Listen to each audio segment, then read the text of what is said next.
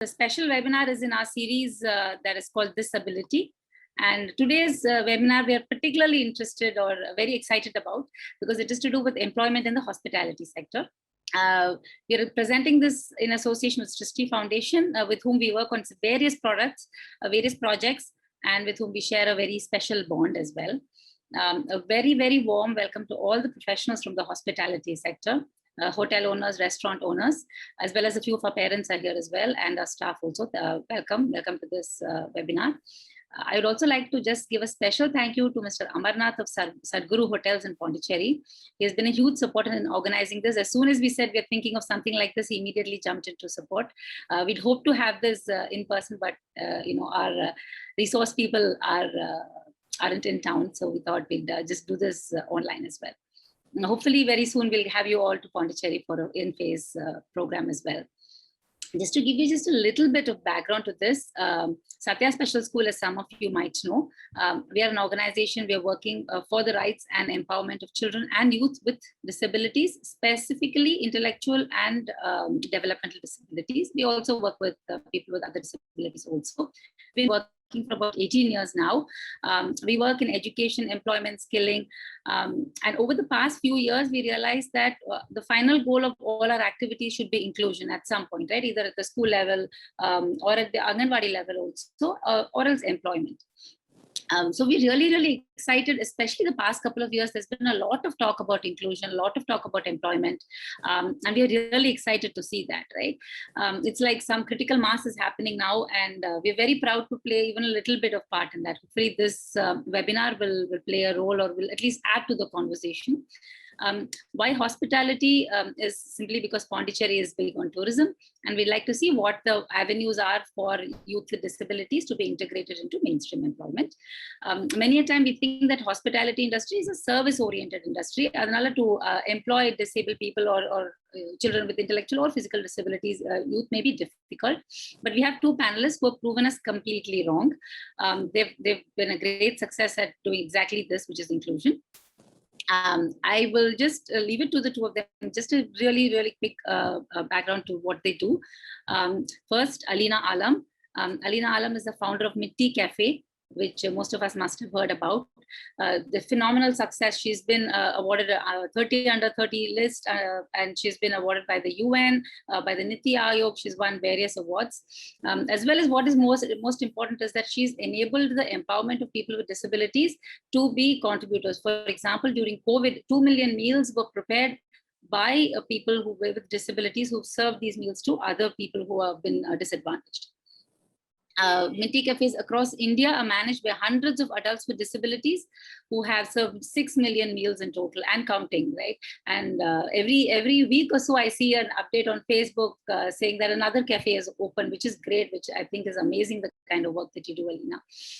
Akshay Tyagi, we'll hear more from her about the work that she does, as well as how the organization got there as well. Next, we have Akshay Tyagi. He is the lead of diversity, equity, and inclusion at the Lalit Suri Hospitality Group. As soon as we reached out to our contacts, asking them who is doing good work in inclusion in the hospitality sector, the Lalit Suri group immediately came up. And as soon as we contacted him, I think like in 2 minutes, he was like, yeah, okay, sort of thing. And what he's done specifically is not just working with people with disabilities. He looks at the entire gamut. He works a lot with the LGBTQ plus community. And he's been working with several NGOs and really speaking with him, and he will again talk more about this. But to him, it is a no-brainer, is what he said. You should employ people. It's basically just a no-brainer. He has people working with music. He has people working in the kitchen. All of these are people with disabilities, as well as in the laundry department. I think he will again say more about this. We're super excited to have you both here. Thank you so much for accepting our invite to this webinar, and we really hope that our audience, restaurant owners and hotel owners will be able to take back something from this and start considering employing people with disabilities on their staff. Just a couple of housekeeping rules, as it were. Please put yourself on mute. And if you have a question, raise your hand. So first, we'll just have a quick conversation. After that, we'll have space for question and answers. Again, thank you guys so much and welcome. I'd just like Alina and Akshay to talk about your journey, just a brief about what you guys do. Thank you. Alina? Sure. So Meera, thank you so much for having me here. I think, it just feels so good that there are so many other, players in this particular industry who are, who've taken up inclusion so seriously, because inclusion is, not something for the person with a disability, but I think inclusion is all pervasive. It affects us all. And, since the time I've been growing up, of course, there are a lot of incidents that have shaped the way I think. But I've always believed that development, we talk about development, progress. When a nation grows, right, growth can be cancerous.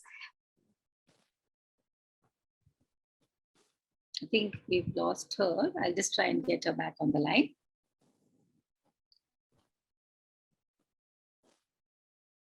Just 1 second, please.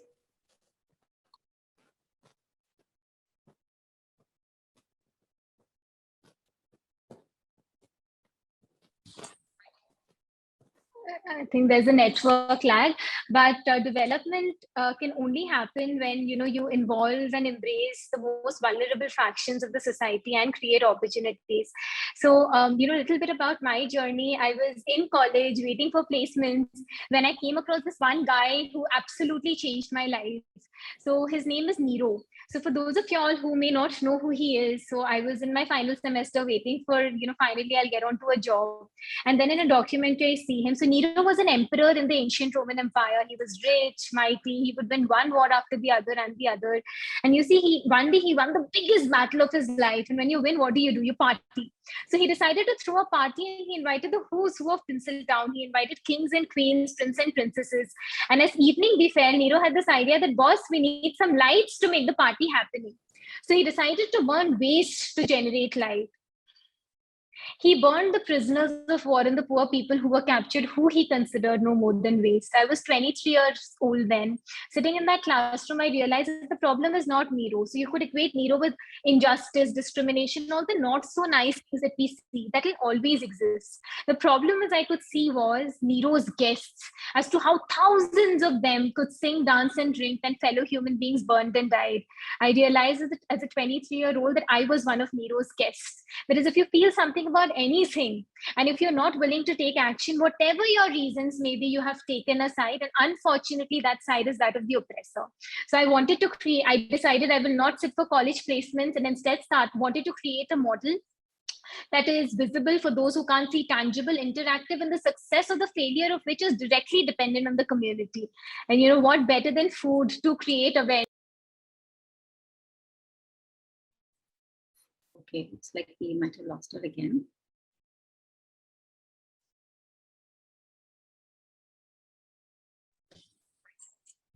Yes, so hence, sorry for that.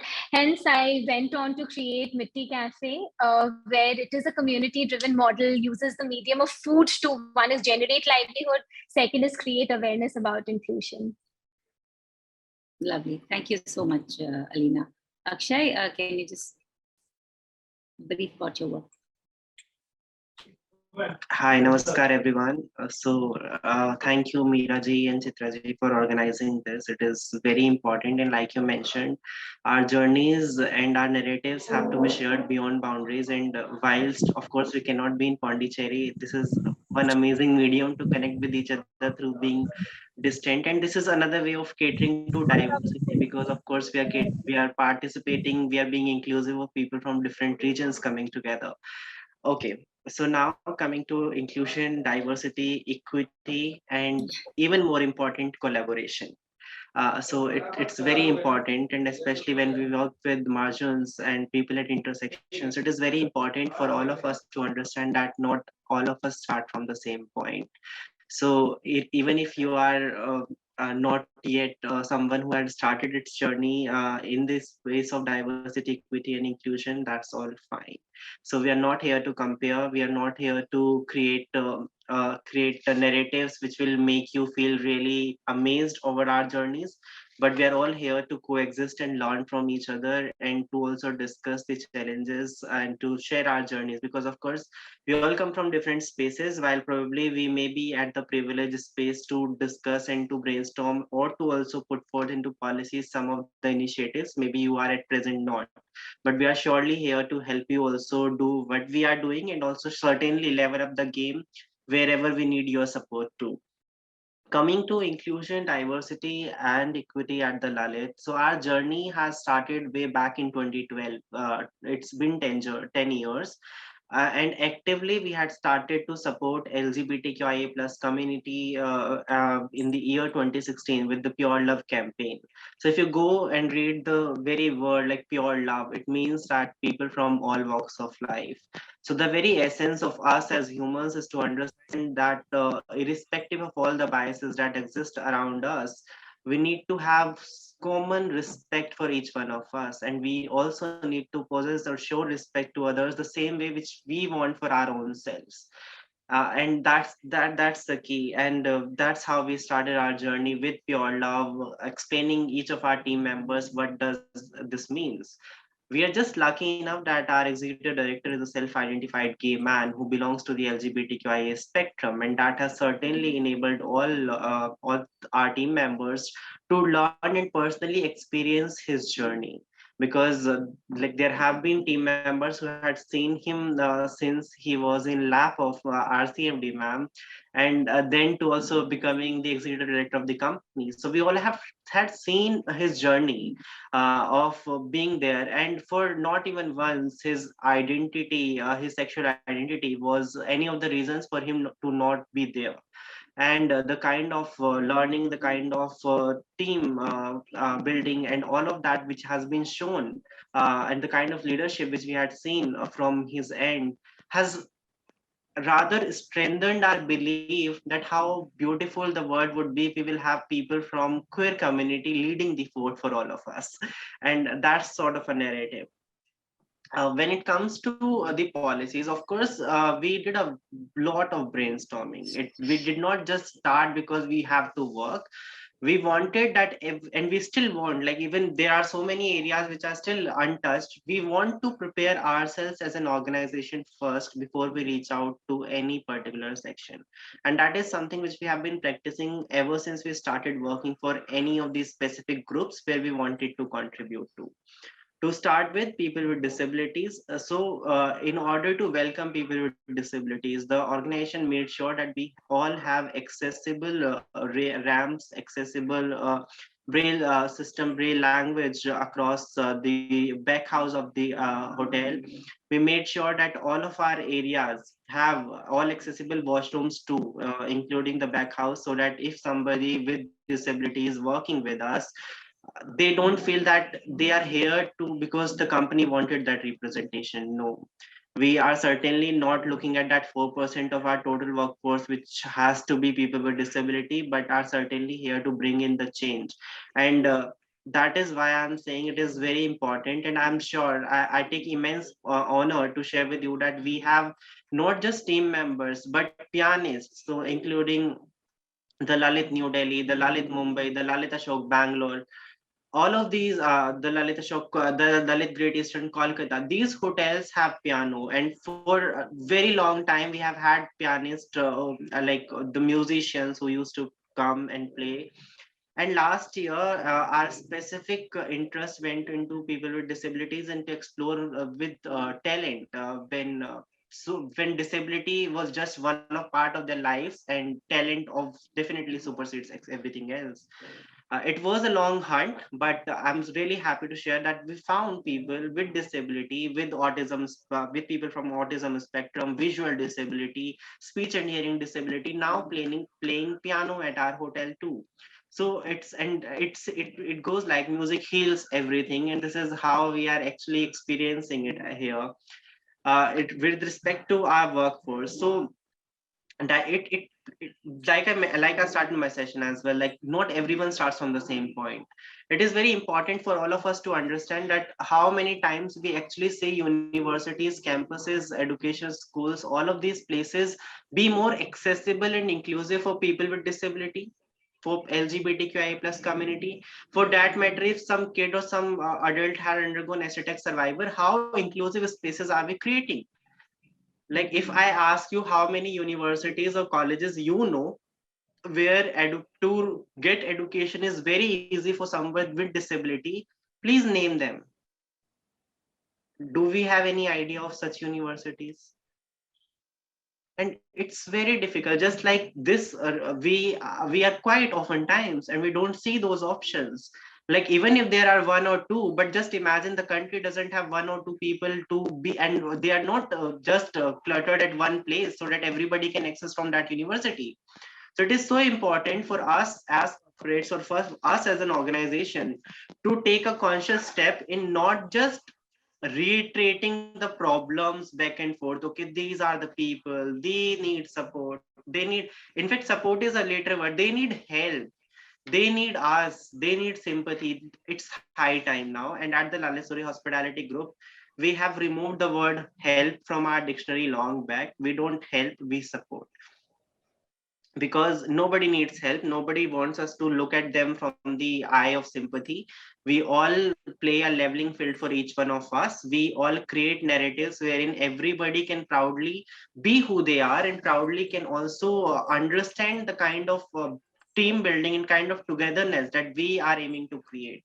So when it comes to a large pool of talent, we often actually hear it from people that we are wanting to be inclusive, we are wanting to hire people, but they are not ready yet, they do not have the skill.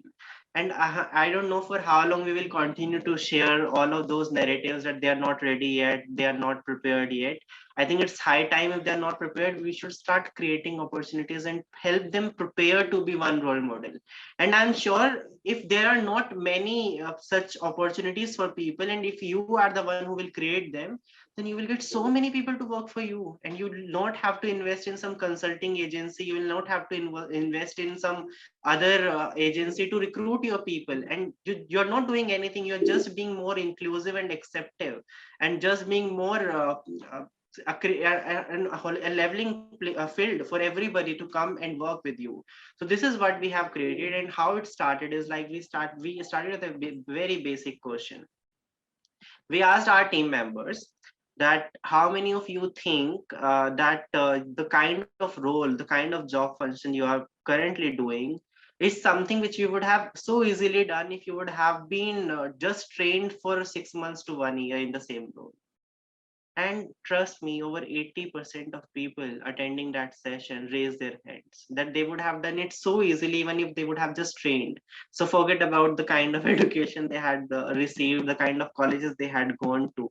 While of course there's a lot of difference, because you just not get degree, you adapt so much more when you are in campuses, when you are in your education and etc. But there is certainly that notion that it is not like you, if you do not have that education, you do not have that skill set, you cannot ever enter that space. It is just that if you're wanting to build that holistic environment and create those accessible spaces, have team members, and consciously we have hired sign language interpreter beforehand so that it's easier for people with speech and hearing disability. We are making sure that each of our hotels have people who understands basic sign language so that people from the spectrum will not feel that they are not part of it, they are not involved in it. And it is very important to communicate, and that's something which we have been focusing a lot on. And I think this has been our journey in the nutshell, also devising policies when it comes to people Very from true. diverse spectrum. Very true, very true. So thank you so much, Akshay. I think a lot of my questions you've already answered, so great. But just quickly, what were perhaps Alina as well, right? What were some of the things that you didn't think would be a positive, right? Because we all know about the challenges, we'll probably talk about it and how to overcome those, right?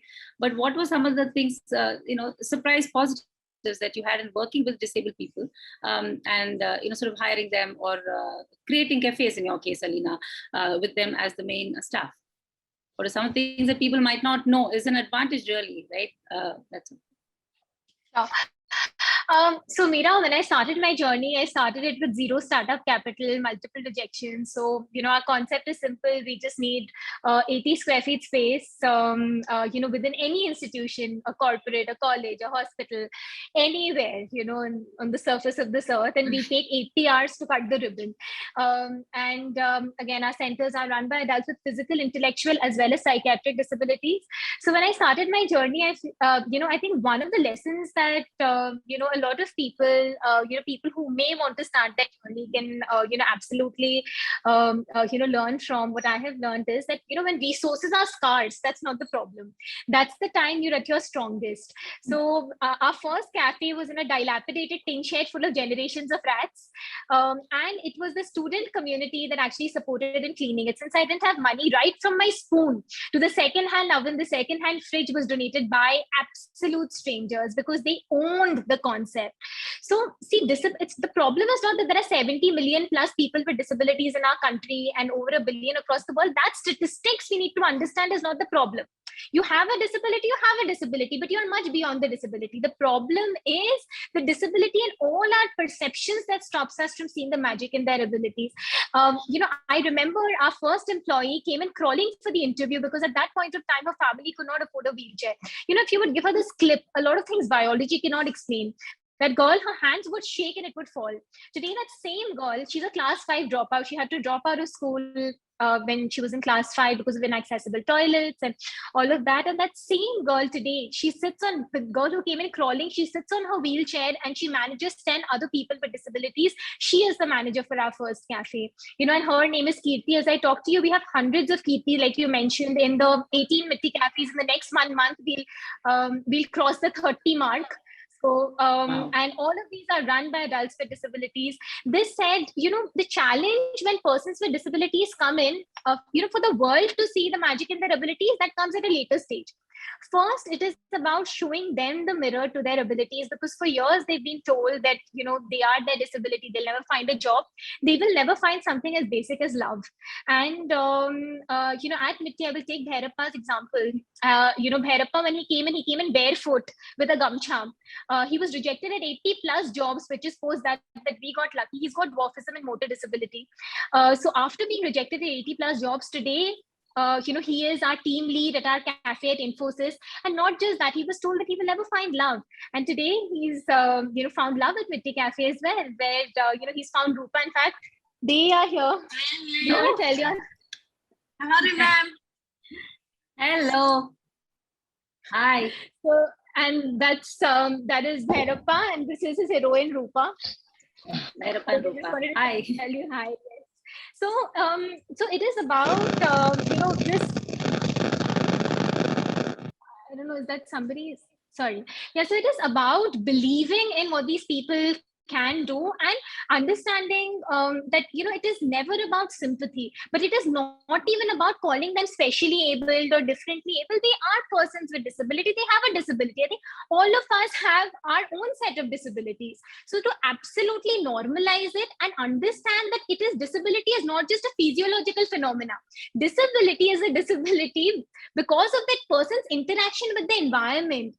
Opportunities or a lack of opportunities, the way people just today, our team, like you mentioned, have served over 2 million meals to the economically vulnerable during the COVID-19 crisis. This has been done by Gauri, who's got 100% visual impairment, by Bhairappa, by Sadik on his wheelchair. He was on the field.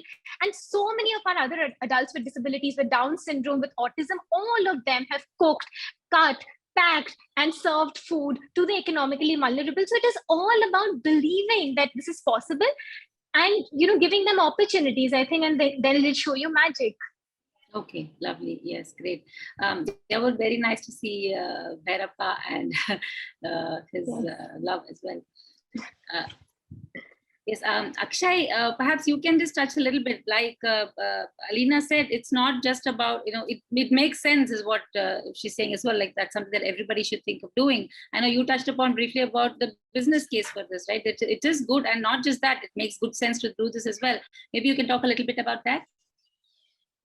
Yes, I think Shive rightly put it forward that it's time that we also accept the community the way they are. And if they are person with disabilities, they certainly don't need your label as specially abled or as differently abled. because they are who they are and we are all blessed. And I think one of the important aspect that like a lot of our conversations involves words like normal, etc., etc., and we have always been very clear that we are all normal, and even if somebody is born with a disability, they are born like this, so they are also normal. We also get into temporary disabilities at times in our lives, and that's also very normal. So everything is normal, and to just keep it aside because your binary mind doesn't let you always think about normal, then start considering things to be mainstream. And I think that that is something which will help us understand the narratives a bit more clearer and better, especially when we work with disabilities, people with disabilities. It is very important, and it is something which has been proven and tested, and it's not just us, it is also the elementary. I'm sure you must have heard stories of how they have been working with autism spectrum candidates. So of course, so like I mentioned, if you cater to a community which has been deprived of opportunities, and like Alina also mentioned that after 80 jobs they got lucky, and I think this is the same feeling which you will also get and which we also get, that we get lucky when people from this spectrum comes and get to work with us because they are more easy to work with us. Of course, in the initial phase, because like I mentioned, they're not from the industry, there is a lot of effort which you need to put in place. Then there are efforts, I'm not denying, but inclusion is an act, and act takes effort, right? It cannot come for free. And that's how you build your trust. The community will see. For me as well, I will only feel involved in an organization when I will feel that respect coming my way easy, right? So the similar sort of an affection, belongingness has to be shown to the candidate, and only then they will be able to give you the best. Similarly, if you create that holistic environment for them to grow as an individual, they will certainly give their 2000%, not just 100, 200, but 2000% at work, because they're very particular about their times. And also there is a lot of research and ground study which you need to do, because every person with disability has their own challenge, and it is important for us as the employer to understand them. Might be there is a possibility that people from the spectrum will not be able to work for a long time. So we need to understand all of that.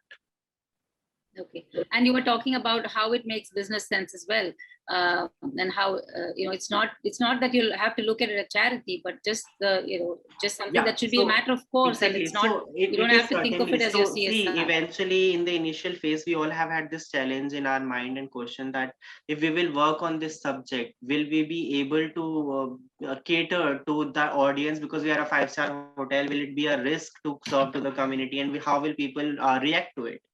But so far the reaction has been tremendous. Everybody felt that okay, this is where the money is going, this is where they are actually building it up. And the kind of love and affection they gets to see from our team members, because see, you don't see these people at regular cafes, right? So when all of this comes in, they see that you're actually putting in money where your mouth is, and that is what brings in change. So this of course brings in a lot of business. Like I mentioned, we are the first hotel to have started 2 job fairs for the LGBTQI plus community members. We have been doing these job fairs for people with disabilities, and we are the one hotel who have been receiving national award for being most accessible hotel for people with disabilities. So all of those narratives have become narratives because of the efforts and the kind of inclusion, belongingness which we have created over the period of time. Okay, lovely, very very nice to hear that.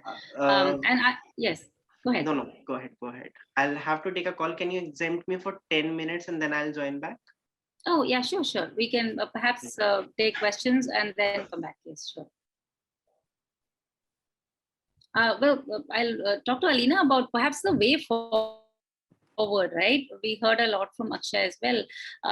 What will it take to create more Mittis, for example, right? What do you think should be done? Where might the gap lie in this becoming mainstream? And what do you think should be done, basically? Right.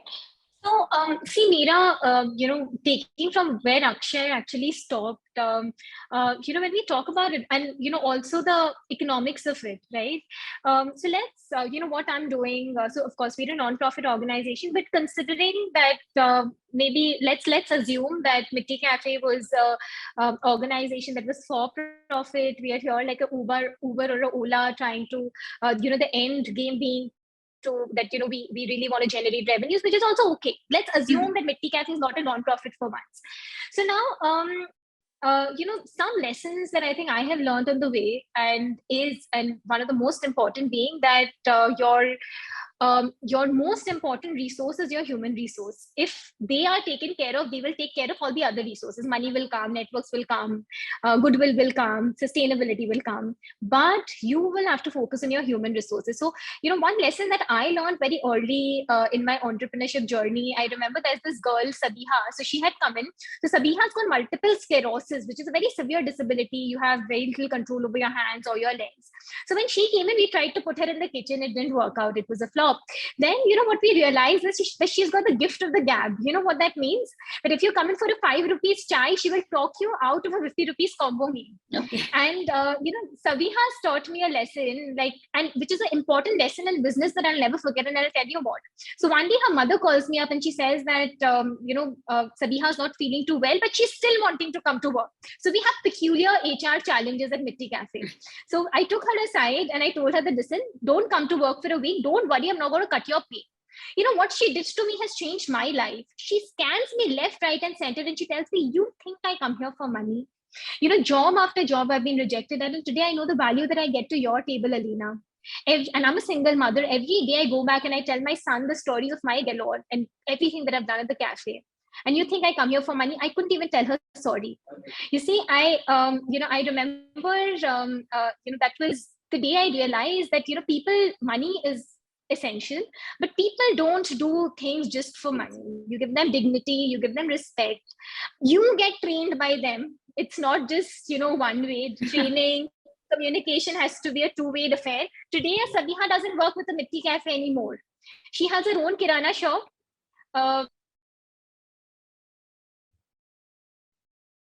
She'll come back. We'll just wait for a couple of minutes.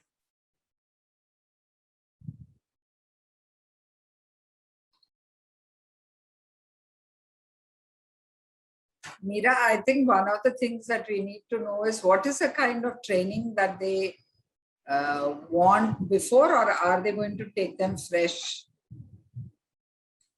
Yeah, that's something that I think Karthik and I would be interested to know. Like Karthik? Definitely. And also, Meera, you can check with the retention, how long they retain in their job. Retention rate of the staff. Retention rate also very important.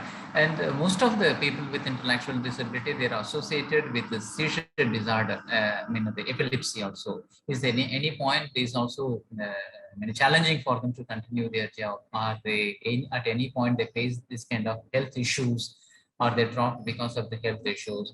I think that's what we currently we are facing challenges, because some of the boys who got an appointment, who got a seizure in the workspace. So the whole people, they can panic actually. The next, I'm sorry, Alina, she back. Alina, we were discussing. Yeah, sir. Yeah. No, apologies for the terrible network, but can't do much. But yeah, I was talking to you about Sabiha. Now, Sabiha doesn't work with the Mitti Cafe anymore. You see, she's running her own kirana shop. She's employed a person with Down syndrome, and she's one of our vendors. She gives us good discounts. Okay. So I think, it is about valuing your human resources. That's one. Second is that, so we have certain non-negotiables. So when we are inside, say, a Wells Fargo cafeteria or a Wipro cafeteria, we have 30 other competing vendors, right?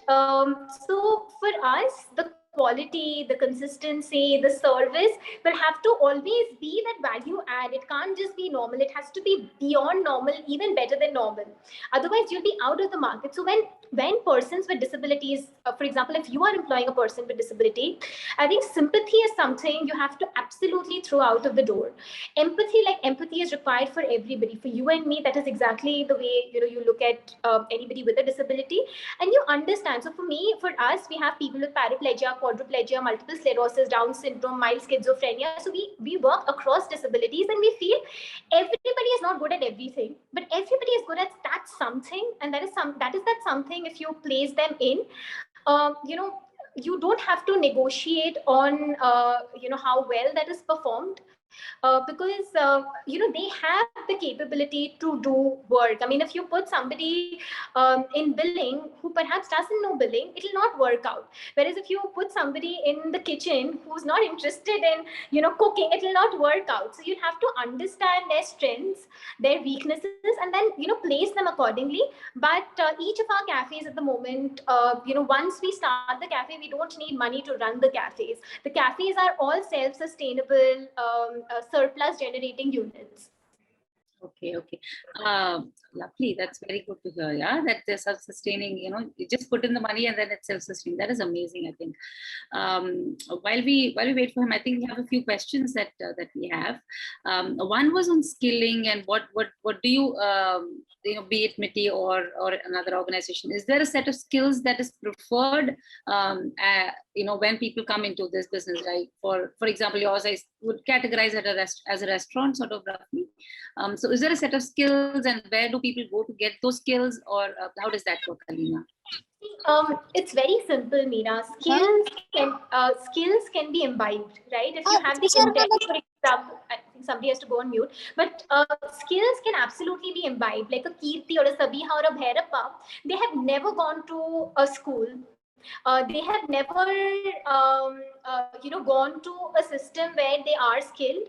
But this said, I think experiential learning is something that we absolutely focus on. That is, people learn when they are on the job, when they are working, when they are making their set of mistakes. So while at Mitti, we have general employability training, which everybody would require in any job, right from coming on time to ensuring that, if there is a uniform, to ensuring that, hygiene norms are maintained, all of that. So there is generic training, and then there is specifically focused training, for example, to operate the POS system, or, when we talk about customer service, when things like if you touch money, you can't touch food. So the difference between dry and wet waste segregation. So a lot of skills that they pick up in any industry, can be used in others as well. So for us at Mitti, we provide direct livelihoods as well as experiential training, post which candidates are placed with other organizations. So we have candidates from Mitti who are placed at retail units, who've been placed at, of course, hospitality, housekeeping. They have, gone on to other units where they manage the billing, accounts. So again, depends on post the generic training, what is that candidate most interested to learn. Oh, okay, lovely. I think our partner Srishti, Karthik and Srishti and Chitra as well have a few questions. I'll leave the floor to them. Mr. Amarnath has a question. He's raised his hand up. I think we'll first go to Mr. Amarnath. Thank you again, sir, so much. And please go ahead, sir. Good afternoon. Thank you, the Satya team, for arranging this webinar. It's been a good learning for me. I have a question for Alina. Basically, we are a hotel and a restaurant, a couple of restaurants in Pondicherry. We're looking to get started in this direction, hire people with special needs and disabilities. What would be your advice or a suggestion where we could get started to start with? Would it be in the F&B side or the customer service side? And what are the things we should avoid to start with? And any specific input, how to sensitize our existing team, in the sense our existing HR team and our existing team, from your learning, whatever we could pick up. Specifically, I'm looking at areas where we could get started, in which department we could hire people. That's the specific input I'm looking at. Firstly, congratulations, Mr. Amarnath, that you have this intent, and I think you are absolutely contributing to nation building, because a nation can be built if the growth, the development is inclusive, and really happy that you've joined the journey you intend to. Now coming to the specifics of your question, you did ask a couple of questions, so I'll answer the latter part of it first. I will just clarify one thing really quick.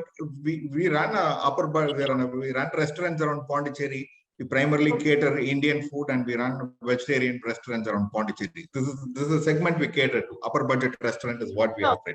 Just to clarify what segment we operate. Yeah, please go ahead. Absolutely. So, taking from my experience, I'll just tell you one small example. So, for us, Mitti Cafe would remain a Mitti Cafe with 4 walls that we can create in less than 80 hours and cut the ribbon. But for it to succeed, it can only succeed if other stakeholders in the environment wanted to succeed at participating in its success. So who are the other stakeholders? For us, it is our the clients that host us. For example, if it is ANZ Bank that gives us a space, it is our customers, it is competing vendors, who you will not believe also support us. It is our team within, Mitti. So our cooks may or may not have a disability. We have a lot of cooks with disability, but we have certain cooks without disabilities. Then there are adults with intellectual disabilities, psychiatric disabilities, and then there are adults with physical disabilities. So there also has to be a lot of sensitization within the team. So the key is that, while you are starting anything, you absolutely involve whoever is important in this. I mean, this would mean your existing staff. So for us, I remember one of our employees, Toshit, he has got Down syndrome. So he walks into a ladies' washroom, right? And this is at Australia, New Zealand Bank, and I'm taking their name because I'm just so proud of them. And this is like a big security threat for them. But today, Atoshit is retained, and he also trains other people with disability, the same boy with Down syndrome. It is only because ANZ Bank was in it for us to make that switch, to give him just that one more chance. And today, it's been 3 years for Toshit at Mitti Cafe. He's training other people. So one is sensitization. And how do you do sensitization? You have to absolutely, if there are existing models at Pondicherry where you can expose them, to persons with disabilities working, I think that is, nothing like this. Second is that you could have a discussion where you could, absolutely attend to their queries. And, I would personally be more than happy to come and talk to them. And, where they can have very, very simple questions, like if it's a person with hearing and speech impairment, how will we communicate with them? If it is a person with a mental disability, do you think, it is safe for us? How would we be able to communicate? If we tell them to do something, will they feel hurt? These are very basic questions which are absolutely, they have simple answers, right? So I think that dialogue needs to be initiated, and you need to make people feel important. You need to make people participate, because this, if you want to hire persons with disability, you want to promote inclusion, it can't just be you. It'll not work out, Mr. Amarnath. It has to be whoever else is involved, and you need to make them feel important. That's one. Second is certain basic things when you hire persons with disabilities. For example, if there's somebody with hearing and speech impairment. So for us, we have placards, which with different signs in, sign language, which any customer, even if a customer is hearing or speech impaired, or if an employee is hearing and speech impaired, those placards can be very useful. For our people with, visual impairment, who do billing for us, we have a software like JAWS. Where there is a hearing input, whenever they're working. Also, we have our menus in braille. These are basic things. For somebody like Sadek or somebody on wheelchair, we have ramps, which are again movable ramps. So I think basic things, can be very, very useful, apart from the mindset change that can only come through real life examples and dialogue. As far as what kind of disabilities can you hire, to start off with, you can perhaps start off with adults with physical disabilities, and then move on to adults with intellectual disabilities. Now, one misconception about adults with intellectual disabilities that I want to absolutely clear it here, that a lot of people think that persons with mental disabilities, they'll be very difficult to work with. So, in one sentence, I would want to tell you, they may be slow, but then they are perfectionists at whatever they do.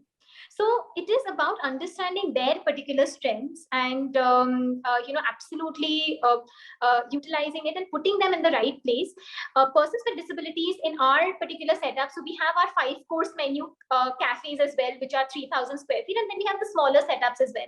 So our people with disabilities, right from the cooking to kitchen helping, cutting, dishwashing, service, inventory management, managing each other, is all done by adults with disabilities. So, and for your question, you can hire persons with disability at every process that you have. There are persons with disabilities who are great with accounts as well. They are great with numbers. They've done their BA, MA. And personally, from my side, I can even connect you to organizations, our partner organizations who look at placements. And I could personally, attend sensitization workshops that could help your larger team to understand the wonderful, initiative that they all can participate in. Okay. I think you've really given some excellent inputs. I think it comes out of your experience.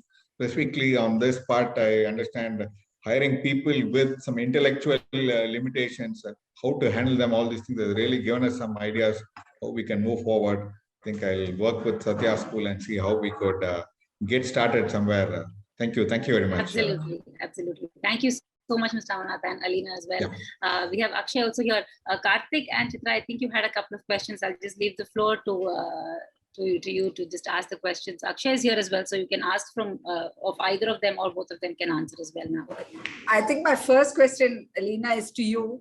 Generally, when Satya started a bakery, I remember that most people were very apprehensive of the hygienic standards and how most of them were not comfortable when we said these products were made by, say, people with intellectual disability. There's this mindset, right, connected with them not being very hygienic or not being able to follow. That's one question. The second is, whenever we talk about productivity, we've always been told that these children can't do the kind of work or the stress. They may not be able to handle deadlines. They will not be able to handle stress. So what is your take on both these? And maybe we'll go back to Akshay later after Karthik's question. I have something for him too. Right. Yeah. Sure. So Chitra, I think very valid questions. There are often, misconceptions that exist in the community about the abilities of people with disabilities. And I think that's the whole purpose why we exist, right? So, today, I don't think anybody could have imagined that 20 lakh plus meals would have been served to the economically vulnerable during the COVID-19 crisis by people with physical, intellectual, and psychiatric disabilities. I mean, who could have imagined that? But we have shown that to the people that this is possible. Who could have imagined that, today, all of our centers would be run completely by adults with not just physical and intellectual disabilities, but even people with schizophrenia. Of course, they are on their medication. So how do people know? People know only if we show them. So Mitti cafes are again, very community driven, where the community's involvement is absolutely at the epitome, right? So for us, when we open any Mitti cafe, we invite different community stakeholders.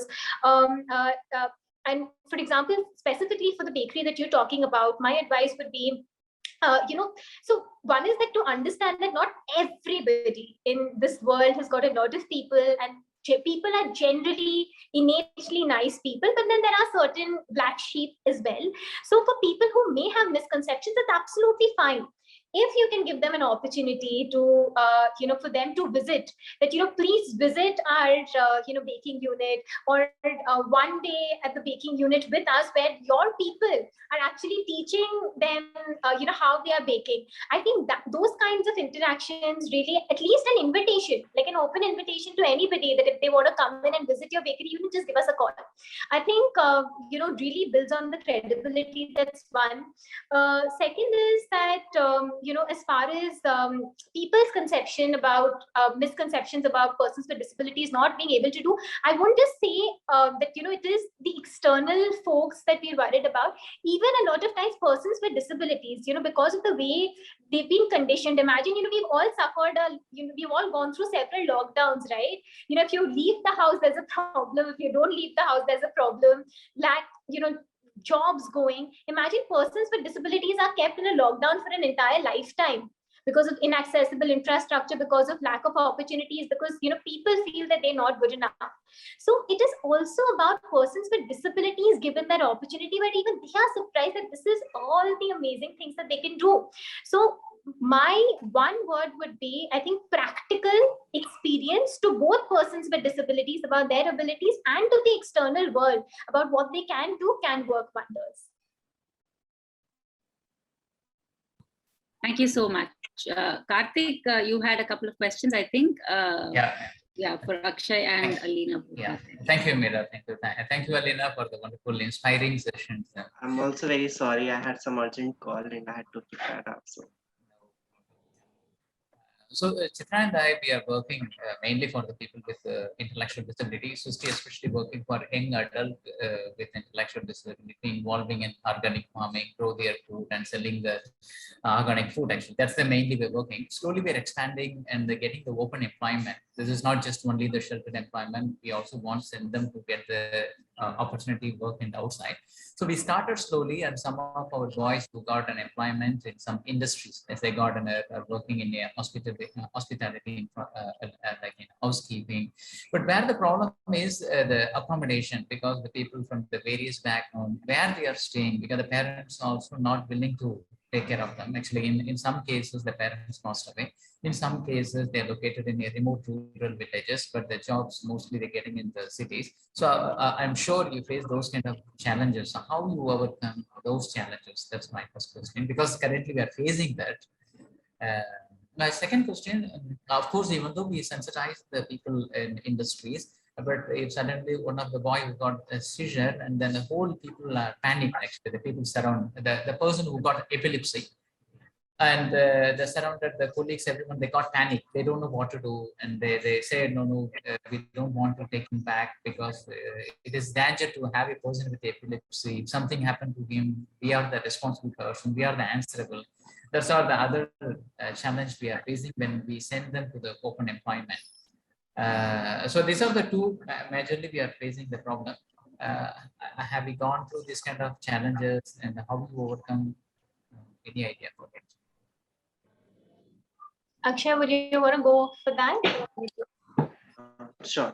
So I think what I would like to state in here is that when we look at the diverse spectrum of disabilities, so like you will not see every person facing the similar challenge, right? And especially when you look at intellectual disability, so there is if you remember, when I was mentioning word diversity, equity, and inclusion, I also mentioned collaboration. And I think when we work with this diverse spectrum, it is very important to partner and understand from the people who are closely working, are also including teaching people with intellectual disability, especially.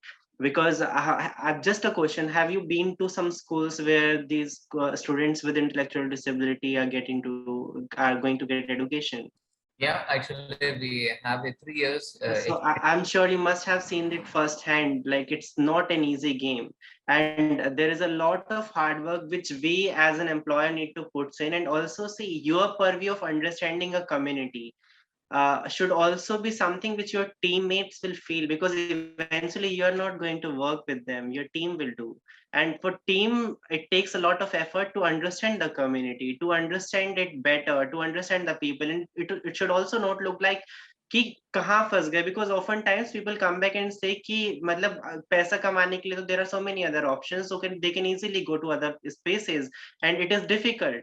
But then the sense of community that we are aiming to build in within our ecosystem, and that the very fact when we say that we need to coexist and understand the differences, the places we are coming from, is something which should go very well within the team. It should not look like that they are just given a related responsibility to work with people with disabilities, but rather an affirmation and kind of proactive effort that all of them are contributing to a larger vision of nation building by supporting and by working with these fellows, by being an enabler to the community. So I think those narratives are very important to go out really well, because oftentimes, and I think this is very true, that when we plan out policies, we only think it from our perspective that we want to do things, but eventually we don't do anything. We just put things on paper, we just present reports, that's it. Eventually people who work with them are the people down the line, and for us it is more important to train and make them enablers more than me putting an effort to understand myself what the community is all about. So I think that is a very strategic focus which has to be devised really well to work and to get integrated when it comes to working with diverse spectrum. And each of these groups have different challenges, and you might say that there might be some overlap, but it is very important to go step by step. You will not be perfect. See, eventually, because if you have to look at people with visual disability, if you have everything in braille within your system, if you have accessible stuff, accessible ramps, accessible spaces for people with visual disability, only then you can make that effort. Because oftentimes, especially I'm coming in from the hotel perspective, you will not find ramps at all these places. If I'm not prepared on certain grounds, then I will not give that opportunity to somebody, right?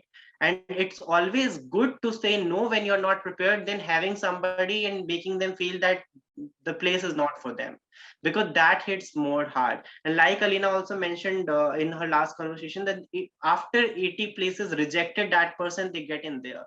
So you should not be one space where you are welcoming them, but then you have nothing for them too, because that's even more worst, right? So all of that is very important to be taken into consideration to actually be somebody who is inclusive and who is wanting to work.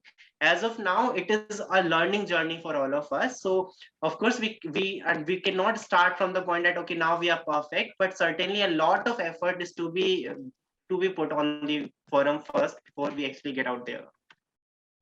Okay, lovely. Thank you. Thank you so much, Akshay. Chitra, you had another question for Akshay? Yes, Akshay, I just wanted to share. A couple of years ago, there was a resort chain that we went to and spoke about hiring some of our children, basically for back-end operations, like probably the laundry and housekeeping. And I was just told, this is a resort, people come here to relax. If they see people with disabilities, they would be upset. I just wanted to understand what has been like the customer feedback, or say the guest feedback. How did that kind of happen? Because that also needs a change. We know that disability is more looked from a very charity perspective. People do feel sorry and sympathetic. And I think the work that Karthik and I do is precisely to get them out of it at one end. And the work that you and Alina are doing is probably at the other end of the spectrum. So how do we kind of change perceptions, especially what is like the feedback that you generally get from your customers and from your clients rather? Great. So thank you for this question, Chitra. I think I'll just give you a brief example here. So what triggers us? So when we look at the videos, especially on trafficking, especially on women, the kind of atrocities women face, what horrifies us is when we see the stats. Such a big number, but how is it possible? Because you don't get to see all of those experiences right in front of you. And then you get to hear what role are you playing as an individual. So till the time you don't feel involved or you don't feel that you're part of it, that drive will not come. And that's true for all of us. Like I'm sure the kind of organizations we are working for, the kind of work we are doing, there is a drive to work. There is a drive which keeps us going, which wants us to explore with groups, which wants us to push up and put a little more effort to actually bring it and make it more concrete and effective than just putting things on paper. So it is very important that you communicate what you are wanting to do really well when you are wanting to. And so this also helped us at the Lalit Hospitality Group. And this is something which everybody is actually keen to. And like I also shared with you before, that if people will feel that they're part of it, and like I mentioned that when we started our skill enhancement development program, we asked these people that each one of us are wanting to bring in change. We all are wanting to uplift the communities around us who are in need or who need our support. And all of us want to get associated with some or other NGOs, right? And just by working at the Lalit Hospitality Group or the kind of organization you are part of, you're not required to go out and work with other NGO, because here itself, by just being more inclusive, by just being some level more supportive to people who you are working with, you're bringing in a lot of difference. Akshay, what have your guests, sort of feedback been? We'd like to know that as well. Guests I'm coming to that. And certainly when you build that team, when you build that inclusive infrastructure and team, you actually possess the same attachment when you get to interact with people out there, and the level of affection, the level of belongingness which comes in from the guests has been tremendous so far. Especially like, because of course you have to communicate with guests, so we have badges where it reads that I use my hands to serve. So all of these communications are placed and are there. Then easel communications, that we work with people with disabilities, and all of these guidelines. Then the usage, like our menus are in braille, so that's quite accessible for people. Then the kind of videos that we play in our TV screens. And to start with, so I'll just like to put it forth. So even before Supreme Court decriminalized Section 377 in India, we had the rainbow flag flying high at our hotels, and that's not just in Delhi, but across 12 of our hotels in India. So it was always like somewhere people had felt that, okay, this is the place which is safe for us. And simultaneously, this is the communication that goes out with people with disabilities too. That it's not just a place where you will get jobs, but also the place which will create one person to be able to get that job. So this is the way that we have been nurturing that entire scope of diversity, equity, and inclusion has played really well. And I think the kind of responses that we have got so far from the guest only is something which has been driving us to have more and more representation from the team to come and work with us. So especially like the kind of smiles they have given and the kind of interaction they have had.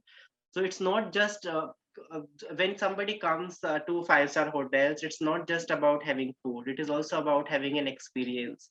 And this is something which our people from diverse spectrum have been able to create for them. So because this is what you create when you feel that you are at home. Lovely. Very, very nice to hear the feedback from the guests, right? Especially because I think that is one of the things.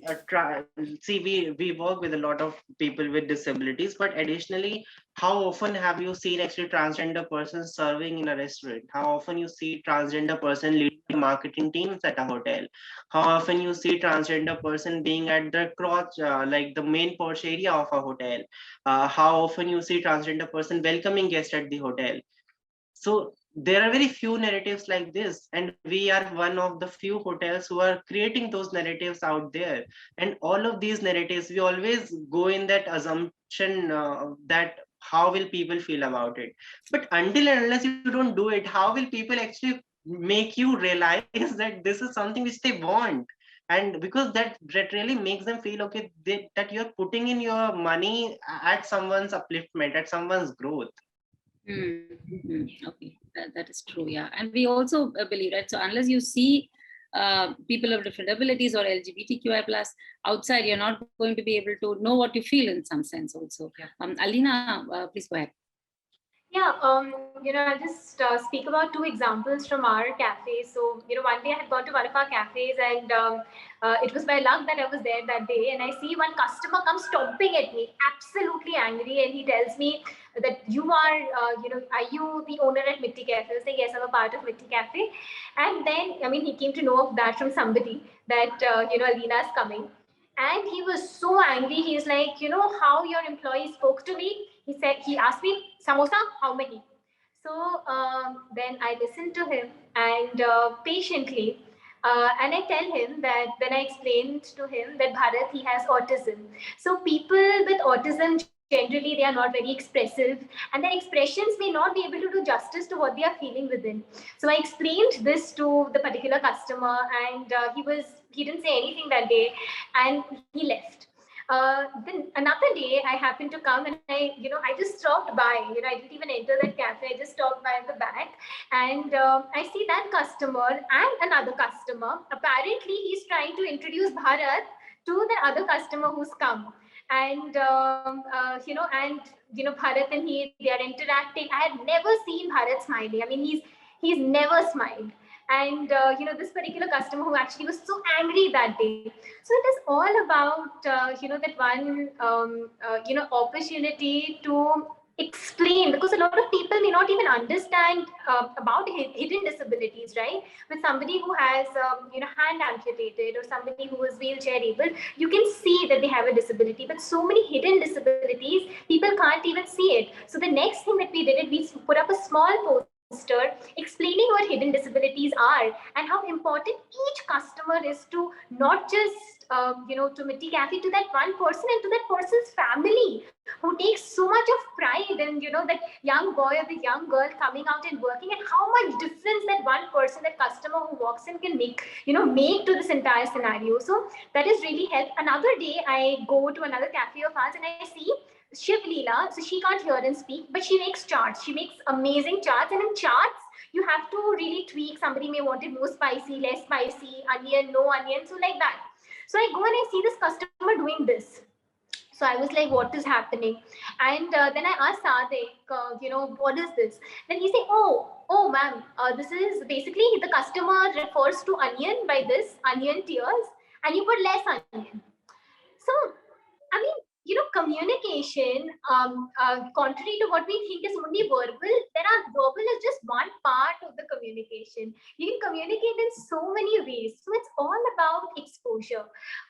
Exposure to people with disabilities while they are working, and they're also realizing, the things that their potential, which a lot of them tend to underestimate. And secondly, even an exposure to customers, and absolutely an open-ended approach that people will have questions, and that's why we exist. We'll answer those questions. We'll sensitize our team to answer those questions and not take it to heart. I think that is something that really worked out. Also, I think Karthik's question in terms of accommodation. So I agree. See, accommodation is not, for example, if you're running a cafe. So what we have learned over time is that things that are not your core areas, do not do it.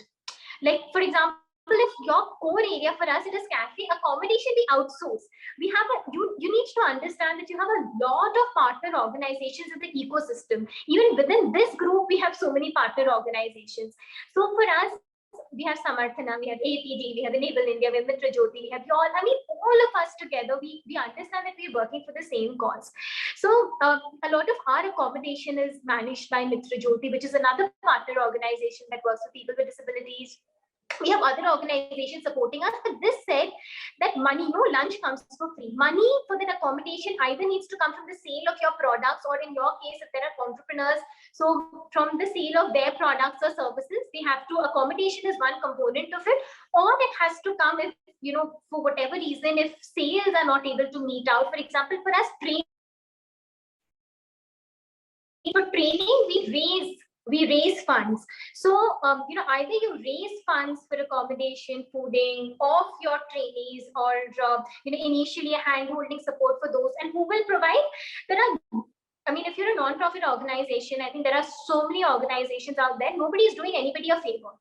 It is it is like a partnership where they are gaining, you are doing it for them, you are helping them generate skilling opportunities, accommodation being one component of it. Ask for support. Do not, be absolutely leech-like, be shameless at asking for support. But most importantly, if you can see that the business itself can generate revenue to, meet the accommodation costs, even better. And please partner with organizations. You have no idea the richness of this ecosystem and how willing people are there to help. You just have to go out there and ask. Tell people, tell partner organizations who also raise money that this is a problem that we're facing. Can you help us in the interim? Lovely. Thank you so much. We'll just wait and see if we have any more questions.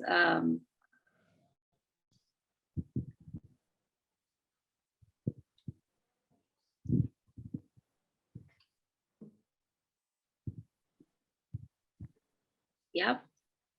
Chitra, Karthik, any more questions? We are thinking actually, Alina, what Chitra and we are doing. We are working on, we are planning to start a group home. I think similar like the Home Again project, what Banyan doing actually in Chennai. And also we want to start a cafe along with the group home for the young adult women with a disability, especially the intellectual and developmental disability. I think very soon we are going to launch it in Pondicherry. We are initially planning to start 2 group homes so for around 10 young adult women with a disability. For them, I think at least a year to take to provide the life skill and then independent living. And later on, our idea to initiate a cafe in Pondicherry. Probably we'll get back to you. Probably we'll come back to the Mitti cafe to learn how it's functioning. And of course, we are more specific disability. We are not working with, cross disability. That's our specialization also. But we don't want to just focus with one disability. But somehow we get into this more focused with the intellectual disability. So probably you can help us to set up a cafe in Pondicherry. We can have one more Mitti cafe in Pondicherry, and especially for the group home girls. So we are looking forward to learn and how we can collaborate each other and bring back this idea, because we don't want to reinvent the wheels. When I was few days back in Banyan to sit with the people with Vandana, and when I visited few group home, the home again they call projects, I understand this is what I was thinking for last 2 years, but it's already existing. The people are doing well.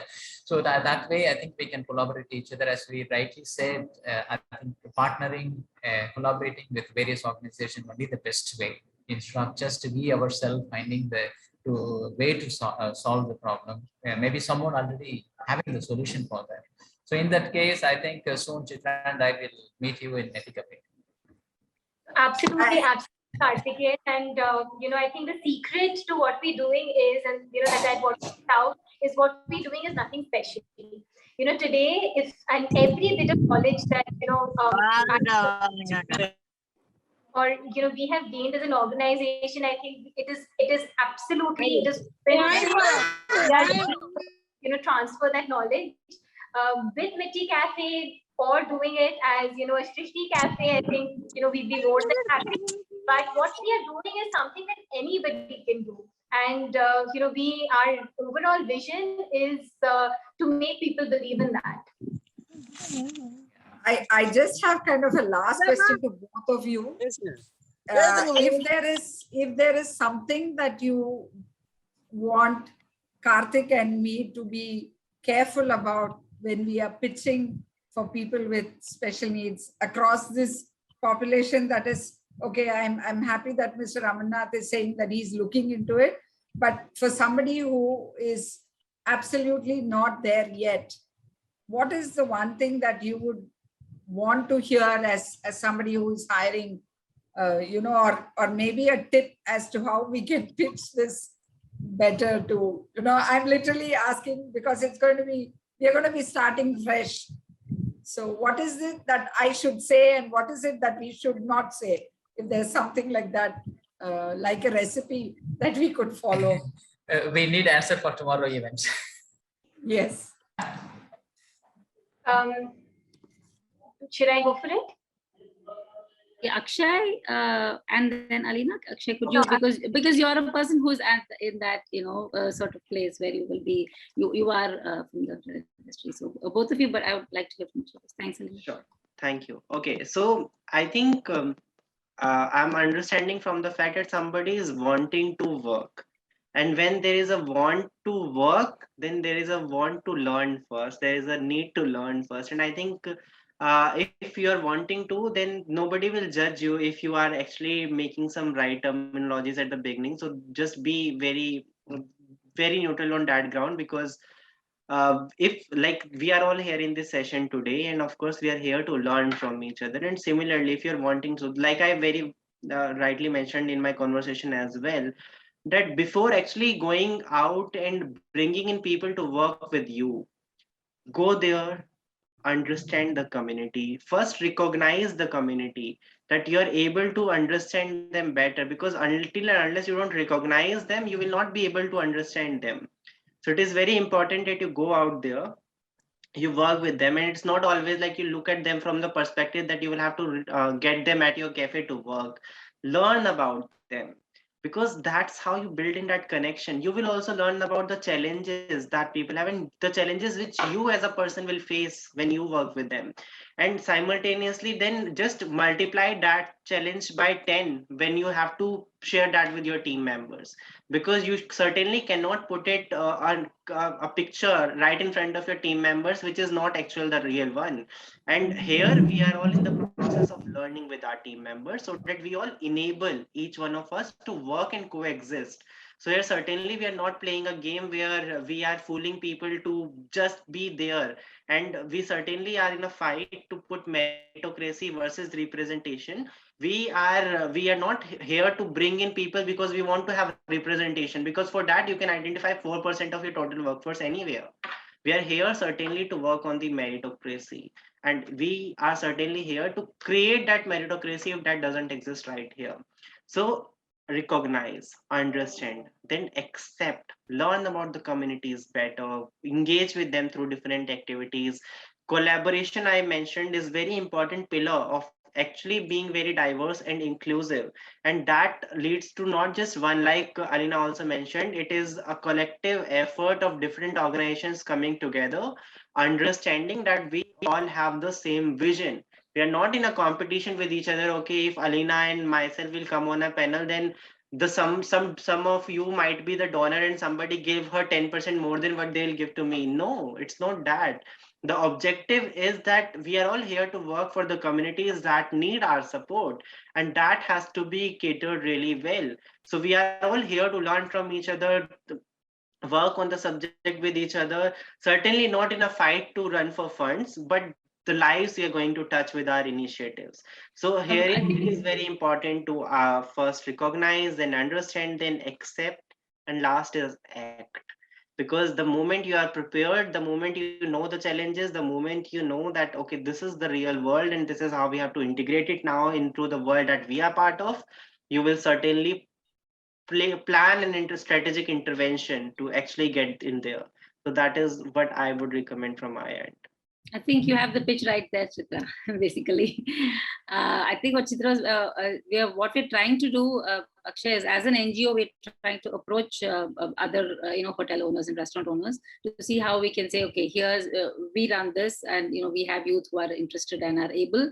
Can you give them an opportunity for employment at your establishment? I think that's where she was coming from, and I think you just gave her the pitch right there. If there's anything extra you want to add from that perspective, so if you're a restaurant or hotel owner and somebody is coming to you, what would you like to hear, or what do restaurant owners or hotel owners like to hear, so that they are bring convinced? them to my place first and tell them the reality.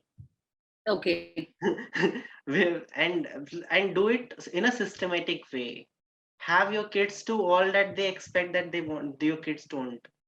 Because we actually live in a world where people are tend to just imagine what they want to imagine, and certainly not beyond that.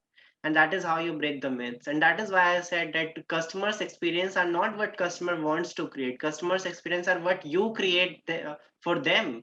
And this is where your teammates who you bring from diverse communities and representation will do.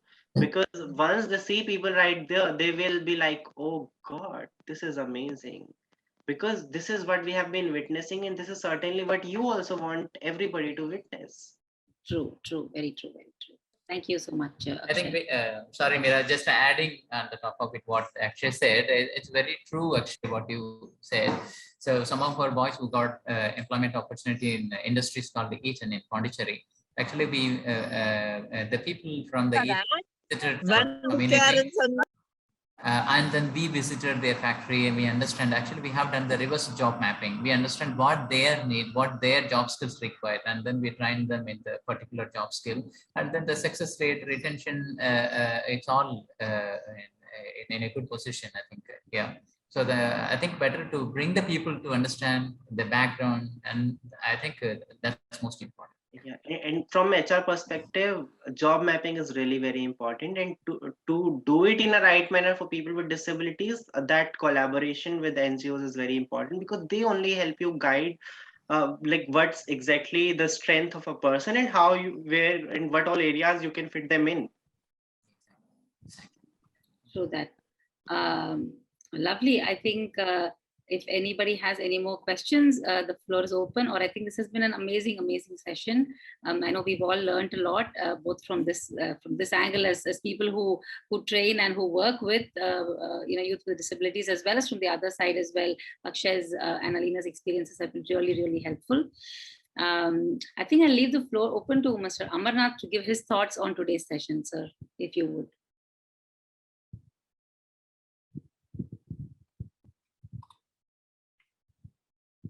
If he's around. Yes, sir.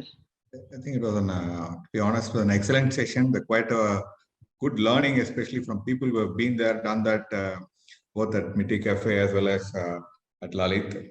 And especially, I could relate a lot of things what Mitti Cafe has done and what all issues what we could be practically facing at the shop floor, or if you can call it a shop floor. Mm-hmm. And one thing I think I learned out of the session is it isn't impossible to implement it, and these people have seemed to have done it just like that. And the kind of the challenges I'm sure they've gone through a lot of it, but the kind of the way they put it across, it's quite motivating to get into it and try our hands and recruiting such people and see where we can go from there. And definitely we look forward to your support going forward in terms of what all challenges. I'm sure we'll be facing enough challenges, and we'll probably come back to both Alina as well as to Mr. Akshay for how we could help us out in sorting out issues, what we could be potentially facing at the operational level. And we will look forward to your support as well. We are always a call away, and we really hope that by the time we have a hotel in Pondicherry, we'll get special students like from Satya Special School and Srishti Foundation to come and work with us. Absolutely, we look forward to it. Thank you so much, Alina and Akshay, and Mr. Amarnath, really for your thanks for arranging such a wonderful session. It's been a good learning for me personally. Look forward to more such interaction. To put forth, if you have somebody who is also willing to step out of Pondicherry and work in any of the spaces where we have hotels, so I'm happy to accommodate too. So please feel free. Like this is one sort of an commitment which I can make right away, and this is something which we are all here for. So if you have any candidate willing to relocate and to go to any of the hotels that we have, although in some of the spaces there might not be accommodation, but in some of them we have, so happy to accommodate too. And I'd want to say that we are present in Hyderabad, Calcutta, Bangalore, Hubli. We starting at Delhi and Chennai as well. So if you all have candidates who would want to be engaged with us, or who would want to be trained at our cafes, and then we could look at placements together, we'll be more than happy to accommodate. Absolutely. I think you'll hear from us, Paka, both of you will, all three, even Mr. Amarnath, all of you are going to hear from us now, I'm sure. Thank you so much. Take care. Thanks a lot. Thank you. Thank you. Thank you all so much. Thank you. Yeah, thank you. Have a nice evening. Bye-bye. Last question, I think, Chitra, your stories, are the things that is the only thing that's going to work out in your pitch. Through your pitch, you need to make your stories come alive, the people come alive. Numbers, statistics are all fine, but it is the people's stories that connect. So bring out some of them, borrow us as well. From Akshay's, I'm sure he has so many wonderful candidates. He's speaking about pianists, musicians who are working at the Lalit, so many others, at different organizations. You have cafe, security, including people with disabilities at security. Like how often we do get people to work in security department. And in fact, when we hired that person last year, we also had like sort of discomfort that how will that, because that person is speech and hearing disabled, and when like how will they be at the gate, how will they frisk people, it will be difficult for them. And trust me, that person is the only person who don't miss out even a single person to frisk, even if that person is regular and is a general manager, and he makes sure that he also stops that person to frisk at the gate, no matter how often you are coming to the same gate and to the same place. So that's the kind of learning that you do, and that's sort of a commitment which you get when you work with such people. Absolutely. And Alina, we take your point. We could hear from your stories how you spoke about how you bring each story alive. I think we could just see that. I was like, wow, I wish she was in our CSR team. So thanks so much. Yes. No, but I have to volunteer with you all, maybe after the next 2 months. Sure. Thank We'll be at your doorstep. I know that for sure. Yeah, thank you so much. Thank you all so much. Really a wonderful session. Thank you, Karthik, as usual, for supporting. Definitely. Thank you so much for the wonderful session. Thank you, Alina. Yes. Thanks, Akshay, for Thank this you. very Thank you, inspiring. Akshay. Yeah. We've been hearing about you from this one, right? So, chalo. See you all. Bye. Okay, see you then. Bye. Bye-bye.